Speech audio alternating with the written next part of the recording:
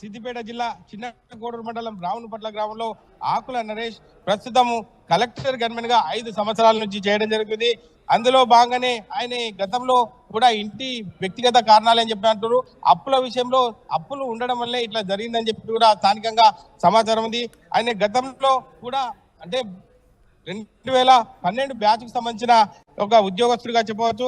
9mm pistol తో తన భార్య చైతన్య కుమారుడు ఉండడం జరిగింది.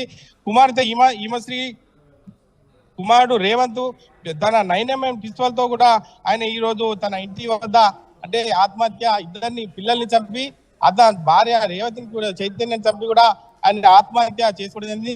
గతంలో అప్పులో బాధతో ఉన్నటువంటి 15 లక్షల అప్పులు ఆన్లైన్ గేమ్స్ లో కాకుండా గతంలో కూడా తన ముగ్గురు అన్నదమ్ములకు సంబంధించిన వ్యక్తిగత భూ తగాదాలు కావచ్చు, 3 ఎకరాలు ఉన్నటువంటి భూమిని మనిషికో 1 ఎకరం రావడం జరిగింది.